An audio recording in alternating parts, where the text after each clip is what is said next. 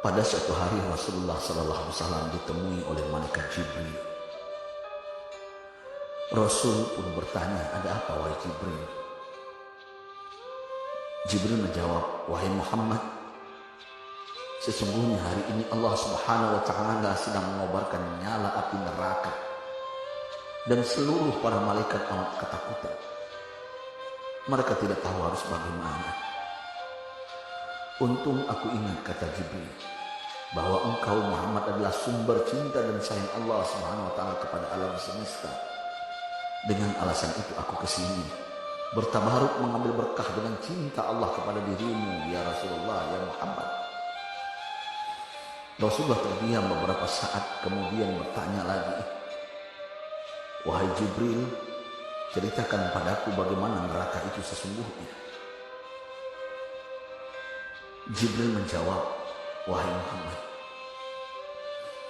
neraka itu bagaikan lubang-lubang yang terdiri dari 7 tingkat. Jarak antara satu lubang dengan yang lain ialah perjalanan 70 tahun. Lubang paling bawah adalah lubang yang paling panas. Nabi SAW meneruskan pertanyaannya, lalu siapakah penghuni lubang-lubang neraka itu, wahai Jibril? Sampaikan kepadaku, Jibril. Jibril menjawab, lubang yang paling bawah diciptakan untuk orang-orang munafik. Lubang yang berikutnya untuk penyembah berhala, lalu untuk penyembah bintang dan matahari. Jibril terus menerangkan penghuni tingkatan neraka hingga lubang yang kelima, tempat umat Yahudi, dan yang keenam dihuni oleh umat Nasrani. Setelah menjelaskan penghuni 6 tingkatan neraka, Jibril diam cukup lama. Rasulullah SAW penasaran dan bertanya kepada Jibril, wahai Jibril, siapakah penghuni neraka yang ke-7? Jibril diam saja tidak menjawab. Rasulullah SAW mengulangi pertanyaannya, tapi Jibril tetap diam. Rasulullah tambah penasaran dan mendesak Jibril agar dijawab pertanyaannya. Akhirnya Jibril pun berkata, umatmu wahai Muhammad, mereka itu para pelaku dosa besar di kalangan umatmu, yang dimana sampai mereka mati belum sempat bertaubat. Mendengar jawaban Jibril, Rasulullah langsung jatuh pingsan. Jibril merangkulnya dan meletakkan tubuh baginda di atas pangkuannya. Tak berapa lama Rasulullah SAW sadar dan langsung menangis bersimbah air mata dengan terisak-isak. Rasulullah mempertegas pertanyaannya, wahai Jibril,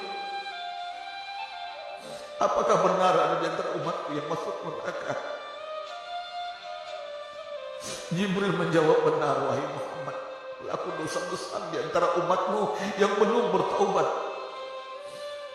Setelah itu Rasulullah menghadap kiblat dan sujud kepada Allah dalam isak tangisnya.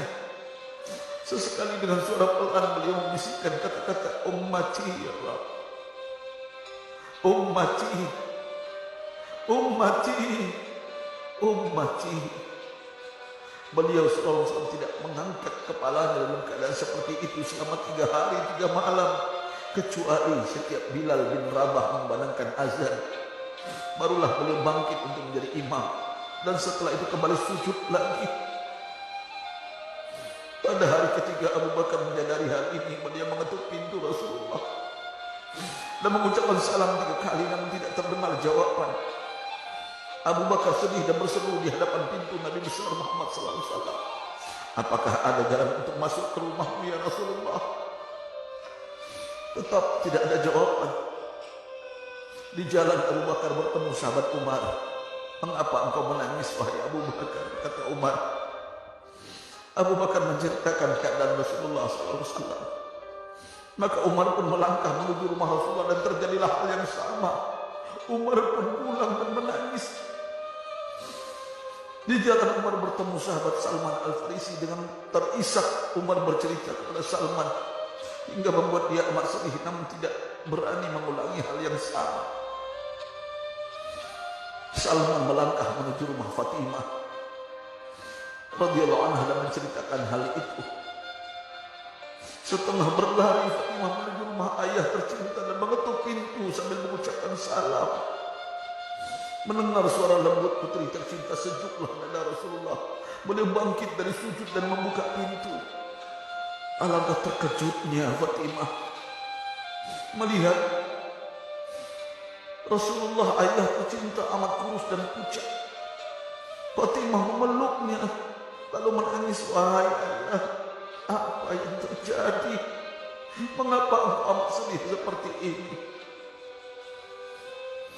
Rasulullah kembali menangis dan berkata dengan suara diri, "Wahai Fatimah, belahan jiwaku, bagaimana mungkin aku tidak sedih sedangkan Jibril mengatakan akan ada kelak umatku yang akan masuk neraka."